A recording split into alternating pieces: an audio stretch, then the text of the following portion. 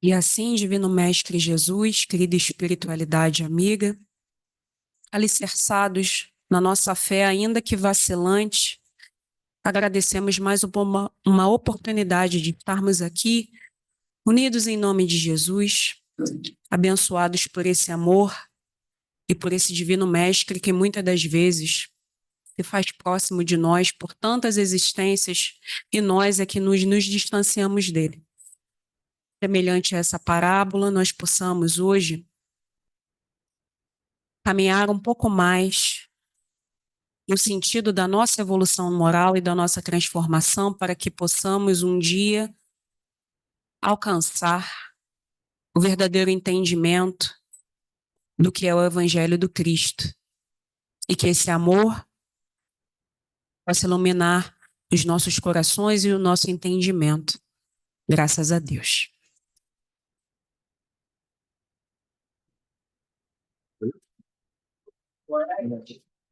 Não avisou nada, né? A gente vai.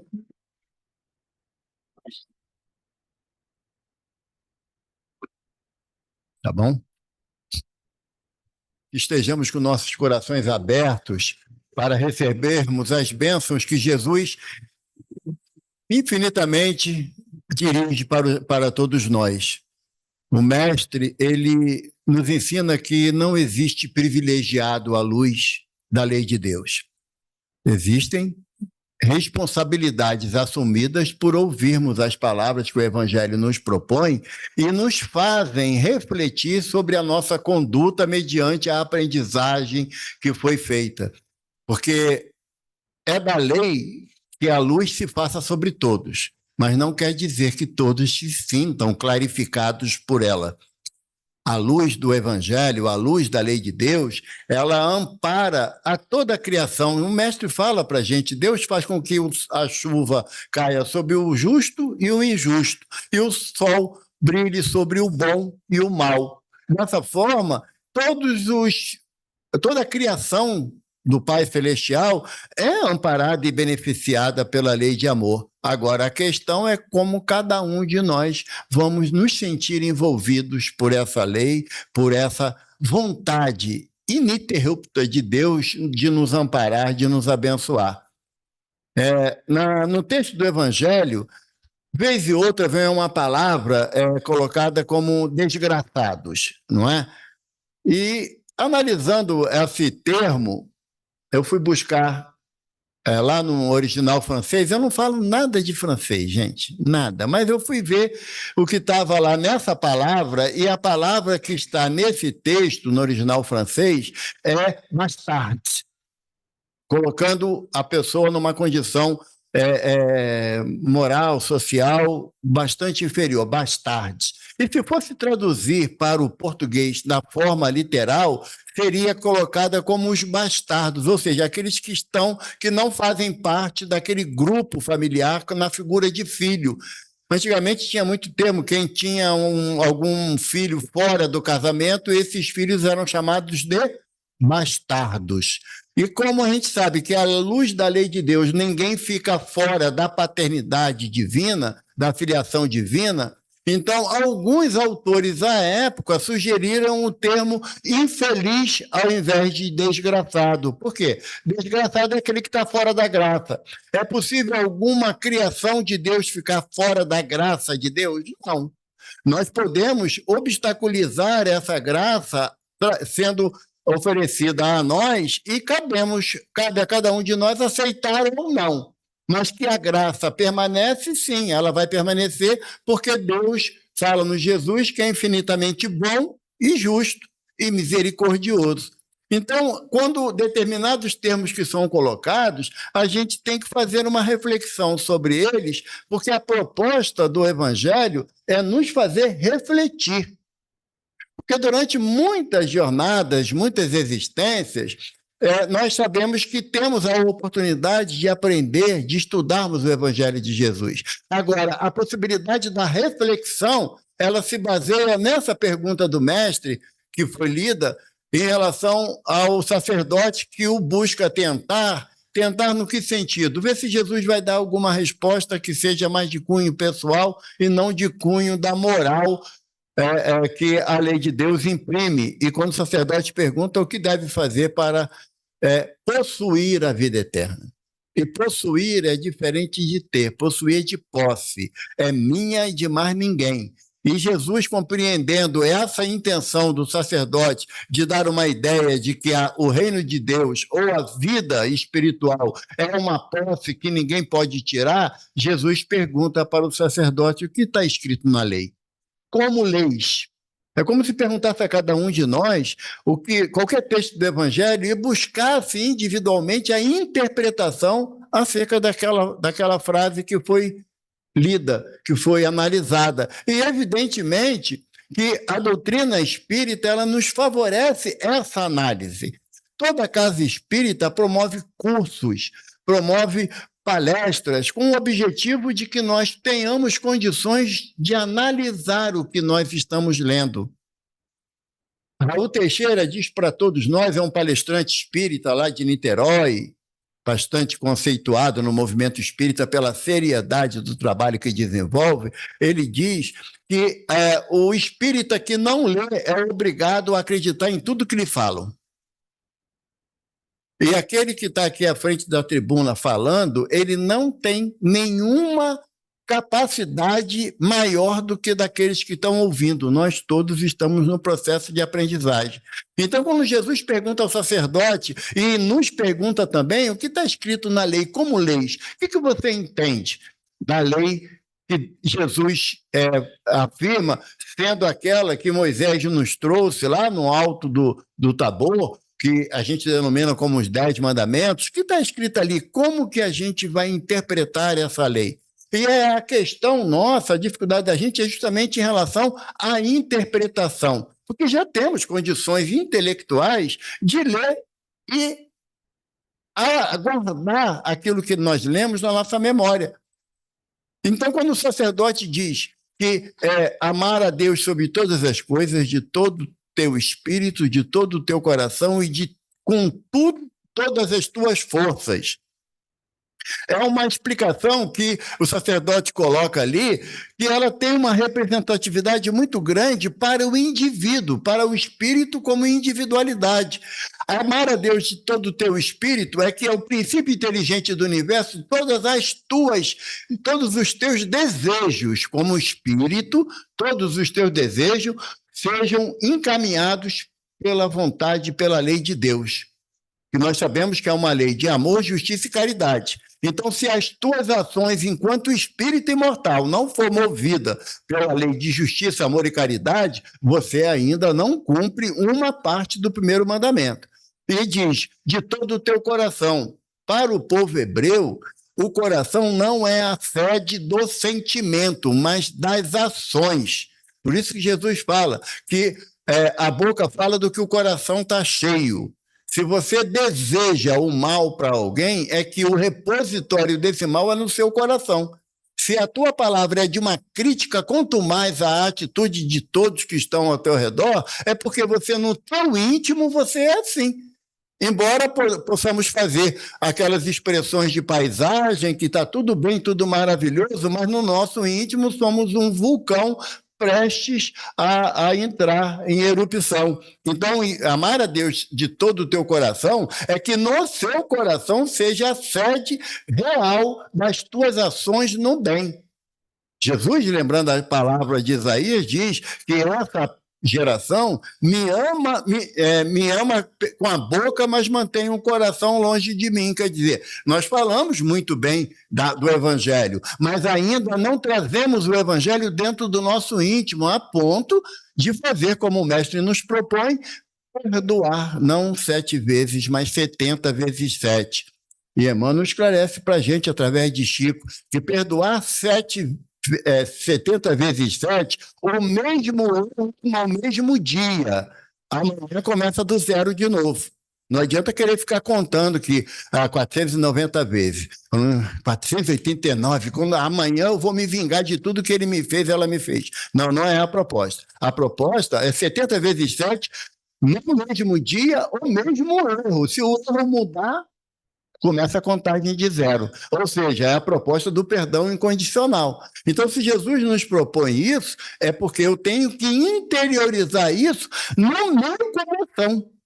E quando fala amar a Deus com toda a sua força, diz alguns estudiosos da língua hebraica, é com todas as suas posses. Com tudo que você tem que representar o amor de Deus. Tem que representar o amor a Deus. Por isso que o Jesus pergunta o que está escrito na lei. Como leis? Será que nós já temos a capacidade, eu vou responder por mim, mas a capacidade de amar a Deus nessa intensidade, eu digo que não.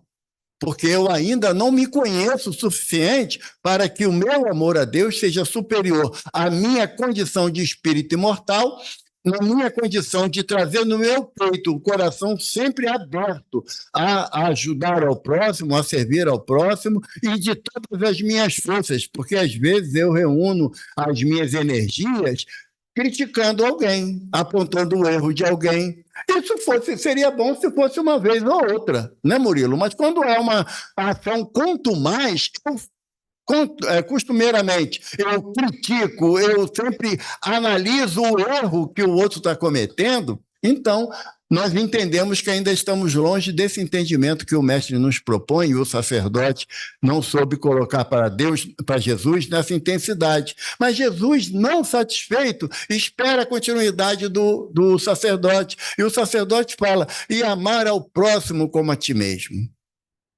Aí que começa a encrenca. Que amar ao próximo como a mim mesmo. E qual é a significação desse próximo? Como nós podemos identificar o próximo? Eu gosto de lembrar essa história para que a gente possa se situar em relação à proposta de Jesus nessa parábola. Porque Jesus, quando o sacerdote fala que amar ao próximo como a nós mesmos, haviam duas correntes de interpretação acerca dessa afirmação que está lá, se eu não me engano, em Levítico, capítulo 19, não tenho muita certeza não, mas está lá no Pentateuco mosaico. Né? Havia duas correntes, qual sentido? Quando Abraão, o pai Abraão, aquele que deu origem ao povo hebreu, ele estava no deserto em direção a Canaã, a terra prometida, ele acampou com a sua tribo, com a sua família, para o descanso necessário, e naquela época as tribos formavam as suas tendas num formato de U, um grupo de um lado, o grupo do outro, e um vértice que unia as duas colunas. A família, os mais jovens, ficavam na ponta da letra U. Para quê? Se houvesse alguma invasão, algum malfeitor, os mais jovens eram mais fortes, tinham capacidade de maior resistência, eram melhores guerreiros. E os mais idosos, ou o patriarca daquele grupo familiar, que no caso Abraão, ficava na confluência do U, para que, caso quisessem chegar até ele, matar ele, toda a tribo estaria unida ali para defendê-lo. E Abraão estava na sua tenda e ele viu surgirem 3 homens à sua frente. E Abraão ficou abismado, porque ele não ouviu a jofar, aquela corneta, né, de chifre de bode, né, cá. Se não tocar a jofar, se não houve nenhum alarido, aqueles 3 homens que estavam à sua frente eram anjos do Senhor. E se eram anjos do Senhor, eram seus amigos, seus familiares. Era o próximo, mais próximo que ele tinha. E o que fez Abraão? Pegou a água, colocou para os anjos lavarem os pés, essa simbologia que persistiu durante muito tempo para o povo hebreu. Por que lavar o pé? Às vezes a gente fica pensando, né, de determinadas práticas do povo, porque eles caminhavam no deserto, andavam, porque tinha o deserto da Judéia, eles andavam de sandálias muito pouco resistentes e andar num sol de meio-dia, quando alguém oferece uma bacia de água para tu molhar os pés, refrigera até o perispírito, né? Fica aquela felicidade, aquela calmaria. E era uma prática de dar uma boa acolhida para o estrangeiro, para aquele que anda, para o andarilho. Por isso que a cultura de abrigar os viajantes era tão forte para o povo hebreu. E ele caminhando, e os homens vieram, está no texto lá de Êxodo, né? No segundo livro de Moisés, os anjos dizem que eles vieram para punir Sodoma e Gomorra. É uma história legal. Depois que vocês pegam a Bíblia em casa, que eu sei que todo mundo tem, né? Espírita adora ler a Bíblia, consultar a Bíblia. Isso é muito bacana, isso eu fico muito feliz de saber que todo mundo faz isso. Ninguém concordou comigo, Eliane? Ninguém, mas tudo bem. Então, criou-se duas correntes de interpretação. Para uma corrente, meu próximo era outro hebreu, ou outro judeu, e era maioritária. E a outra corrente, a minoritária, era de que o meu próximo é qualquer semelhante, qualquer homem, qualquer pessoa é meu próximo. Essa corrente era minoritária. E o maior difusor dessa corrente é um espírito muito obedecido no povo hebreu, que é Hillel. Era um grande sacerdote, um grande doutor da lei, avô de Gamaliel, que foi o preceptor de Paulo, né, o professor de Paulo, de Saulo. E Gamaliel que difundia muito essa teoria de que o meu próximo é todo ser vivente. Tudo aquilo que Deus criou é meu próximo. Quando o sacerdote pergunta a Jesus, quando Jesus fala para ele, faze isso, e conquistarás a vida eterna, o sacerdote pergunta, mas quem é meu próximo? Porque ele queria criar uma contenda. Se Jesus fala que o meu próximo é o outro hebreu, ele fala, não, mas eu sigo a teoria de que o meu próximo é qualquer ser vivente. Se Jesus fala que para ele, o próximo é todo ser vivente, o sacerdote fala, não, mas o meu próximo é só o outro hebreu. E iniciar uma discussão. Daí que nasce a afirmação de que ele queria testar Jesus. É nesse sentido, dessa polêmica, que ele queria confrontar, queria criar uma discussão com Jesus, mas o mestre, conhecendo as fraquezas humanas, propõe para o sacerdote e para todos nós a parábola do bom samaritano. E essa parábola, eu costumo dizer que ela é uma encrenca na vida de todos aqueles que desejam estudar o Evangelho. É uma encrenca danada. Por quê? Porque a proposição de Jesus na parábola, dizendo que um homem que foi atacado por malfeitores, espancado e despojado de tudo. Quando usa a expressão despojado de tudo, é que esse homem não tinha nenhuma marca exterior identificando a sua origem. Ou seja, o homem estava nu, literalmente nu, desacordado e cheio de feridas. E fala o mestre na sua proposição, que descia de Jerusalém, passando por Jericó, um sacerdote que olhou o homem caído passou ao largo. Em seguida vem um levita, o levita era aquele que era responsável pela manutenção do templo, de organização de tudo que existe no templo, desde a parte de higiene, a parte financeira, a parte do próprio ornamento que o templo possuía para as diversas reuniões que eles tinham, diversas finalidades. O levita que era o administrador geral do templo de Jerusalém à época, que também viu o homem caído e passou ao largo.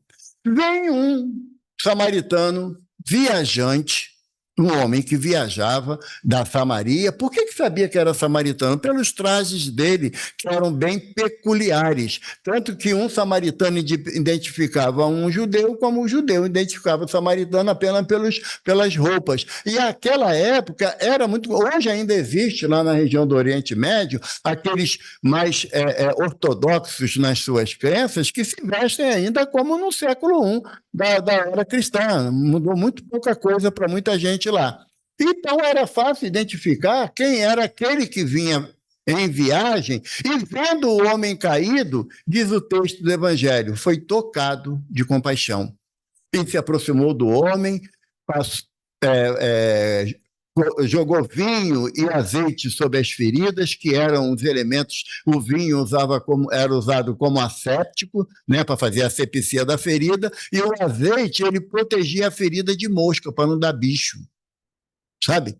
A finalidade do azeite, ele tinha propriedade curativa, mas tem a propriedade também de isolar os ferimentos. Mas o homem ainda colocou a bandagem nos ferimentos e colocou o homem na sua montada, porque eu até conversava isso antes com o pessoal do estudo, algumas traduções traz como cavalo. E é só para uma explicação. Aquela época, como o povo hebreu, eles eram subjugados pelos romanos, o romano não aceitava que nenhum povo, ninguém subjugado andasse a cavalo, porque cavalo era título de nobreza, de domínio, de poder. Então, se eles eram subjugados pelos romanos, nem os hebreus, nem os samaritanos, os egípcios, ninguém podia andar a cavalo, só o romano podia. Então, por isso que no texto original, segundo o Haroldo Dutra Dias, que fez a tradução dos originais gregos, está montada. E a montada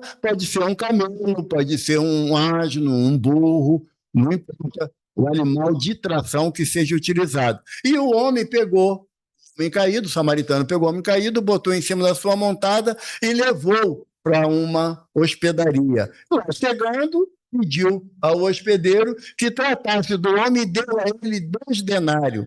Um denário representava um dia de trabalho naquela época, o valor de um dia de trabalho. E ele deu 2 denários e disse ao homem, cuide dele e eu voltarei. E quando eu voltar, se você gastou mais do que isso, eu vou compensá-lo, eu vou complementar o que você gastou. Ponto. E aí o mestre se dirige para o sacerdote com a pergunta que muitas das vezes nós fazemos um pouco alterada. Normalmente a gente fala assim, quem foi o próximo daquele irmão caído? Não, a pergunta do mestre não é assim. A pergunta do mestre é quem se fez próximo do homem caído? Foi como aqueles personagens que passaram por ali que foram até o homem caído no intuito de auxiliá-lo. Então, quem se fez próximo? E muitas das vezes nós utilizamos essa expressão de forma indevida, porque eu quero escolher de quem eu vou me fazer próximo, sabe? Pode ser qualquer um que tenha caído, mas eu vou escolher quem eu vou ajudar. E aí começa a nossa encrenca. Por quê? Porque a proposta do evangelho não é essa. Não é de escolher, não é de julgamento por aquele que está ali naquela condição de necessitado ou não. Qual é a minha disposição de seguidor do Evangelho de Jesus a agir em prol da necessidade daquela pessoa, independente de quem seja. Independente. E aquela época, quando Jesus fez essa proposição e que foi um samaritano, já desceu arranhando para o doutor da lei.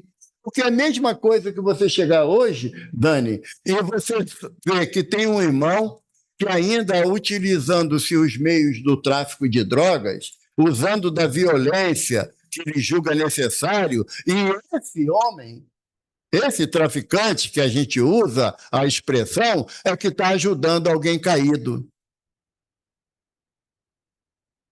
Será que a gente vai ter o olhar de, poxa, legal, né?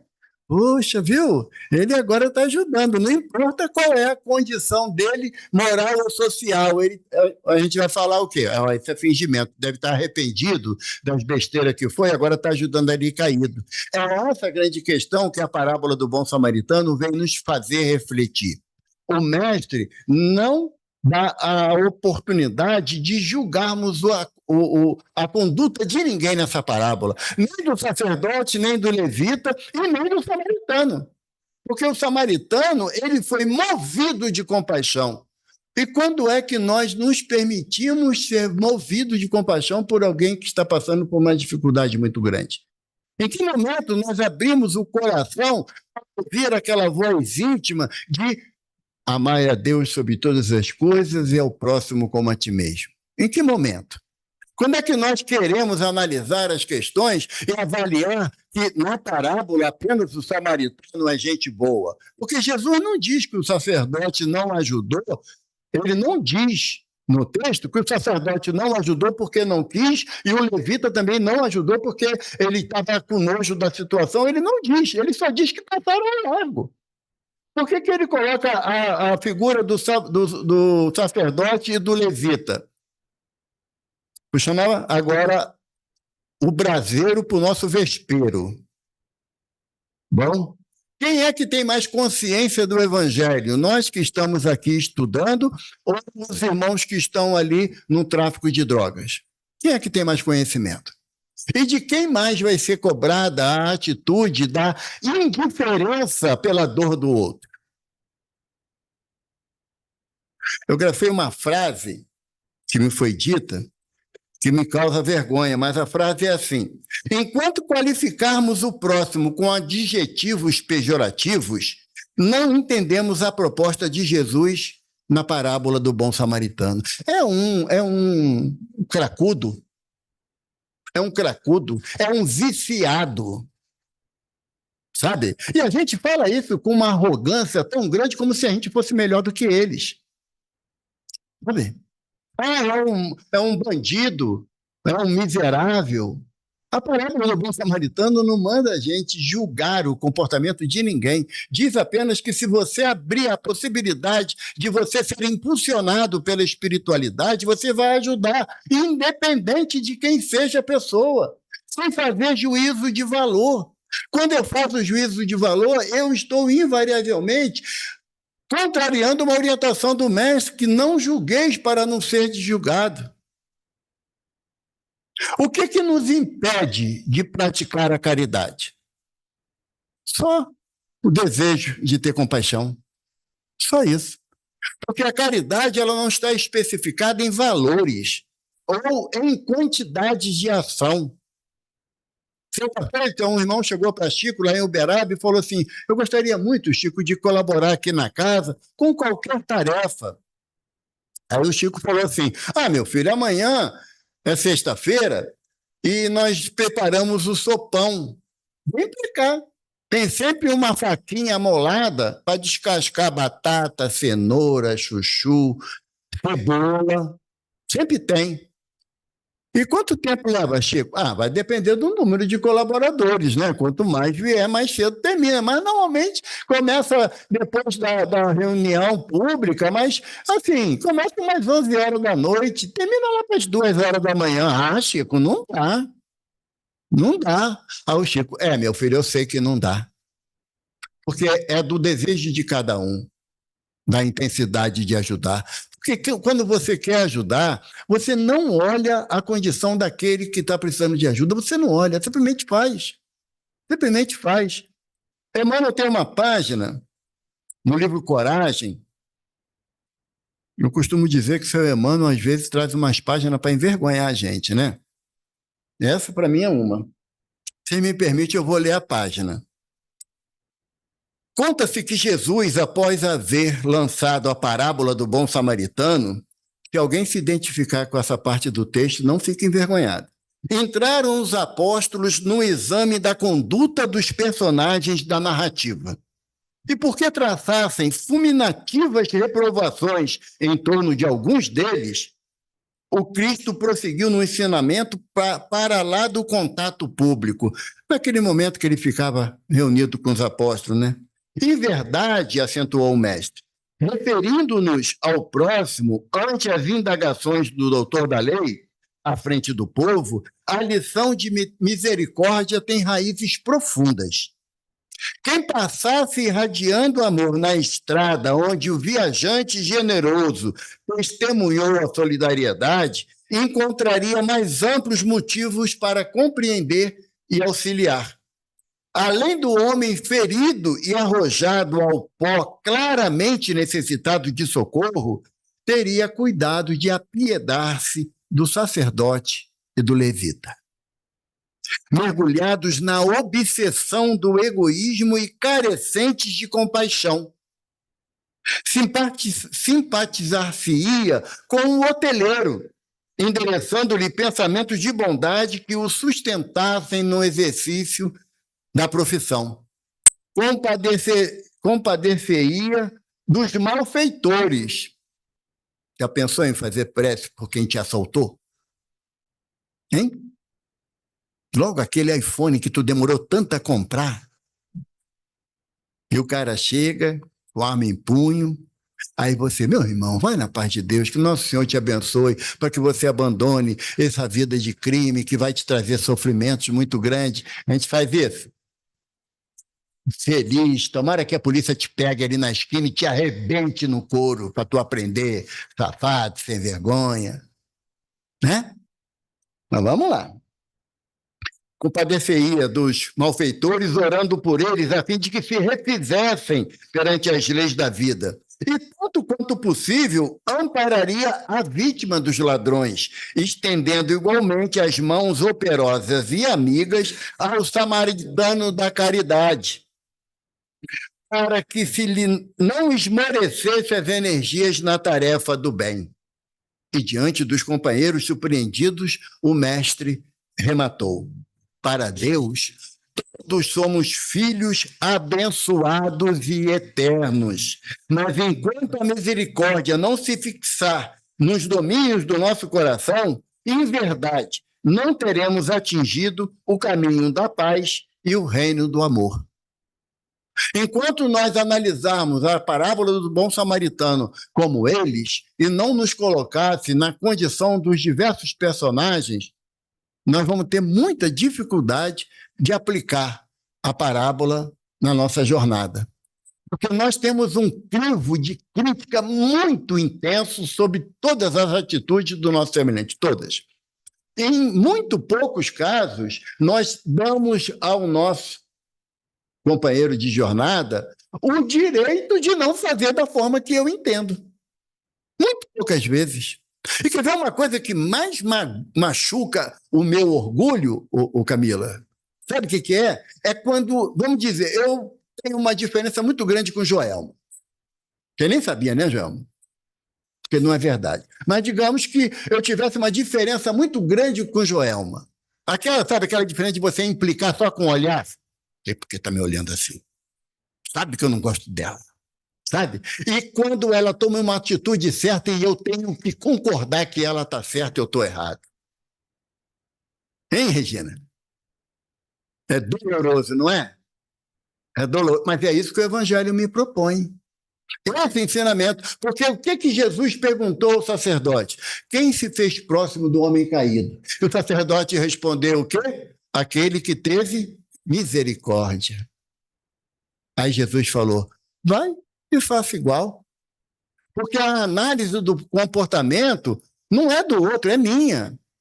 Enquanto eu estiver querendo fazer bonito para os outros, eu só vou dar, numa expressão bem popular, com os burros na água. Chico certa vez falou para nós que o primeiro passo para dar errado às minhas atividades é querer agradar todo mundo. Que eu não vou ter condições. Eu não vou ter condições. Mesmo que eu tenha uma pequena noção do que é o certo, eu ainda assim vou contrariar o entendimento de alguém. Por quê? Porque estamos num nível muito próximo de tolerância. Sabe? A tolerância, ela ainda é um elemento de luxo dentro. Eu não falo, eu gosto de especificar isso, eu não falo dos nossos irmãos católicos nem dos nossos irmãos protestantes, porque eu não vou lá. Eu falo da casa espírita. Nós temos um nível de tolerância muito baixo um com o outro. Qualquer coisa é o suficiente para eu fazer bico, igual criança, sabe? De eu entrar num processo de melindre, porque não foi do meu jeito, mas qual é o jeito que tem que ser? Do amar a Deus sobre todas as coisas, o próximo como a ti mesmo. Toda a lei e os profetas estão reunidos nesses dois mandamentos, é o que Jesus fala.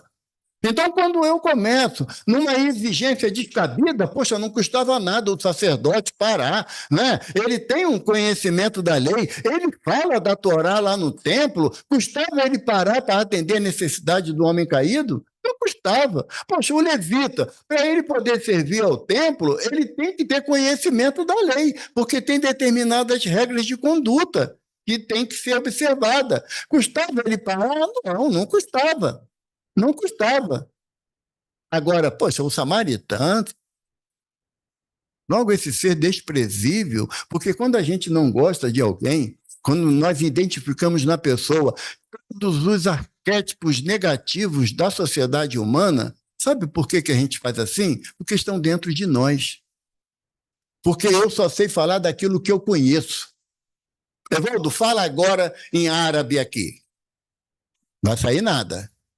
Não vai sair nada. Mas fala da vida do fulano. Aí eu vou falar.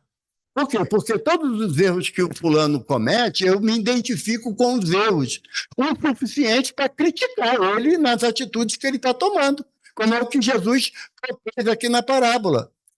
Jesus não fala que o sacerdote agiu como ele explica nessa página do livro Coragem, que o sacerdote agiu por egoísmo, por orgulho, por vaidade. Ele não fala. Jesus só diz que ele passou ao largo. E nessa proposta de passar ao largo, eu estava falando, né, no curso, aquela parte, aí eu trouxe, sabe, para a nossa reunião de educação mediúnica, que é uma reunião privativa, pelo seu modo específico de ação, mas quantas das vezes nós estamos na reunião mediúnica e nós recusamos dar passividade para um irmão que vem em busca de um auxílio? O que eu estou fazendo? Passando ao largo daquele irmão. Porque eu quero julgar os pensamentos que surgem na minha mente naquele momento. Aí, tudo bem, o irmão vai ser ajudado. Mas quando chega na hora que tem uma fase na reunião de educação mediúnica, no final, tem a possibilidade de algum benfeitor dar a mensagem de encerramento. Aí o médium fica assim, não, é da minha cabeça isso, eu não vou falar mesmo, passar vergonha, mas não vou mesmo. E fica caladinho. O que a gente está fazendo? Está vendo lá o irmão caído e a gente está passando ao largo. Estamos reproduzindo os fenômenos da parábola do bom samaritano na nossa vida cotidiana. Nós não nos colocamos na condição de ser movidos de compaixão, ou seja, de estender a mão para quem está precisando. A gente não vê essa condição. Na nossa casa, não sei se a maioria já observou, mas vez ou outra chega um irmão ali no portão, ele pede uma água, que normalmente ele sabe que isso a gente oferece mesmo, uma água, e quando há possibilidade, os dois da fé. Que nós damos R$2, é o valor que a casa dá. Tanto que se algum irmão pedir a vocês qualquer ajuda financeira, pode falar, não, vou chamar ali o Elião, o Miguel, o Evaldo, eles vão vir conversar com você. A gente vai dar. No início, vocês vão ajudar o cracudo? Eu faço sempre essa mesma pergunta. Se fosse filho, tu queria que chamasse assim? Ou você queria que tivesse um olhar de compaixão para dizer que está passando por um momento difícil e ele precisa do amparo, porque a crítica ele já tem? E por que a gente não muda a forma como nós nos referimos àqueles que a gente não tem afinidade? Por que a gente não muda? A proposta da parábola do bom samaritano é essa, é eu mudar não só o meu olhar, mas também a minha energia para o irmão, que muitas das vezes eu não posso atender a necessidade do irmão que bate aqui, ou me encontra no meio da rua, muitas vezes eu não tenho condições de satisfazer a necessidade deles mesmos, mas eu tenho a responsabilidade, eu não gosto de obrigação, não gosto, porque obrigação parece que é imposição, e o Evangelho de Jesus é uma proposição. Eu tenho a responsabilidade de fazer uma prece mental por aquele irmão, pedir a Jesus que ilumine ele, como eu me sinto amparado pelo Mestre. Enquanto eu não mudar esse comportamento... Está acabando, né? Quanto tempo?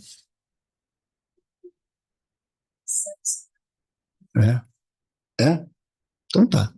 Porque ela é ela que manda, gente. Enquanto eu não mudar esse meu entendimento sobre o meu semelhante, porque a parábola do bom samaritano foi dita lá há quase 2000 anos atrás. Mas nós estamos constantemente na situação do sacerdote, do levita. Pouquíssimas vezes eu entro, pouquíssimas, não, raras vezes, na condição do samaritano. Até uma vez eu e Miguel, a gente, de forma assim, mais alegre, eu e Miguel, nós falamos que nem para ser o burro da história que levou o homem caído, a gente estava servindo. Ser o hospedeiro, aquele que ofereceu hospedagem a um homem desmaiado. A pessoa separa o carro no sinal, vem alguém e fala assim, a pessoa está ali caída, desmaiada, me ajuda a levar ele para o médico? Não, vai morrer, vai dar maior trabalho para mim. Não é? Não é o que a gente falaria?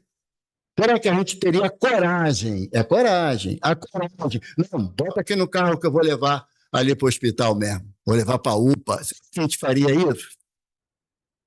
A gente ainda tem coragem de criticar o sacerdote o levita? Invejar o samaritano, que é inveja. Tá? Eu vou logo alertando, não tem inveja branca. Inveja é inveja. Tá? É vício, é defeito.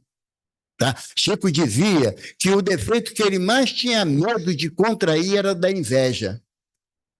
Porque a inveja paralisa as tuas ações, porque você fica mais preocupado com o que o outro, que é o motivo da tua inveja, está conquistando, do que das tuas reais possibilidades de conquista. Então, será que nós agiríamos assim?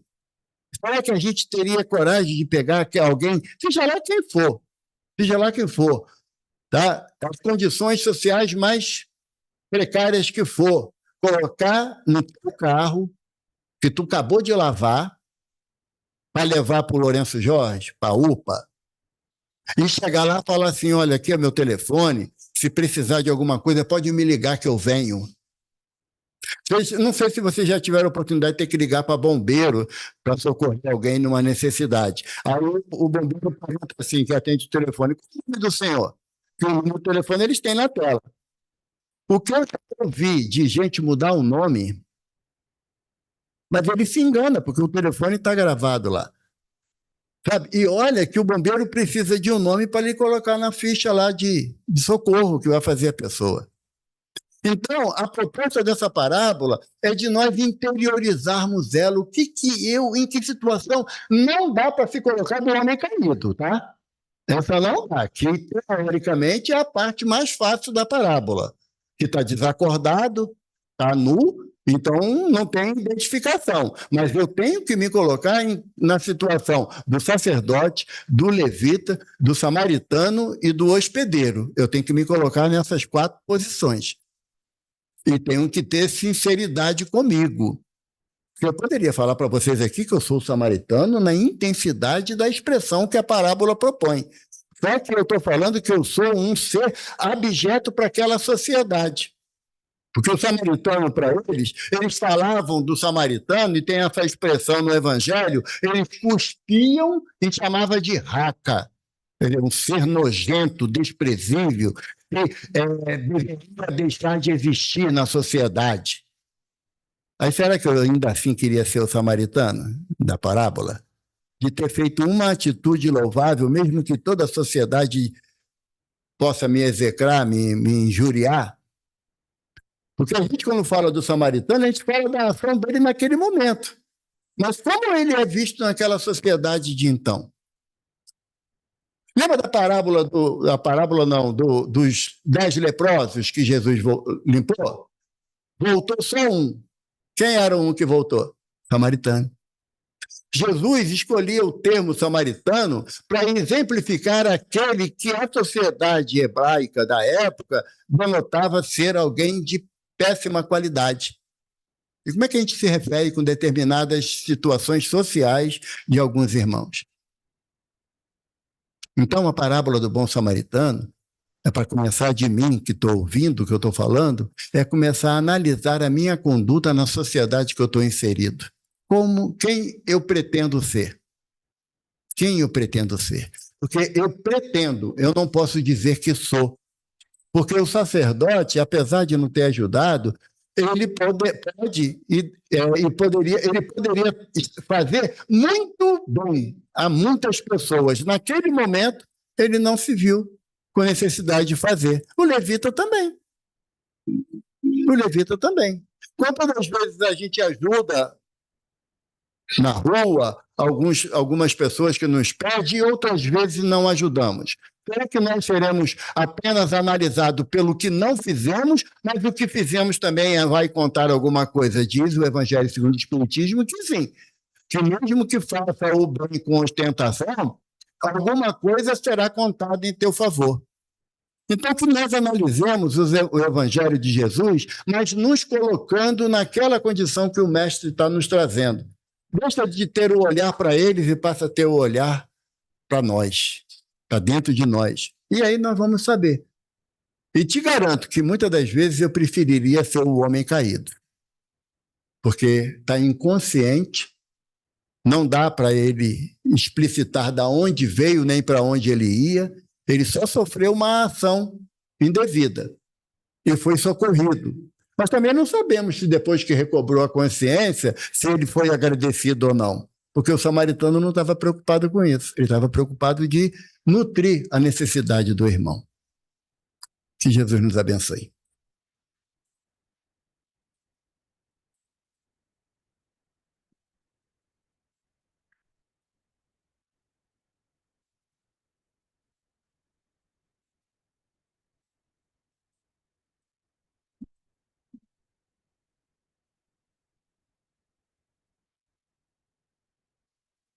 Agradecemos, Evaldo, pelas suas reflexões acerca do tema. Vamos nos preparar para o segundo momento da nossa reunião, que é o momento do passe, elevando o nosso pensamento a Jesus, a essa espiritualidade amiga, abrindo os nossos corações para receber as graças benditas do Senhor, e que todos nós aqui presentes possamos ser aliviados nas nossas dores, conforme as nossas necessidades e também conforme o nosso entendimento e a nossa capacidade de receber todos esses benefícios. E que essa luz que se faz presente, vinda da Sagrada Família, da Mãe de todos nós, Rainha dos Anjos, advogada de todos nós pecadores, possa ser dividida por todos aqueles que são os nossos próximos, todos aqueles a quem não tem ninguém que possa por eles. As bênçãos de Jesus sejam abundantes. Por favor, reparte. Ele é opcional, aquele que não desejar só sinalizar o áudio. E que nós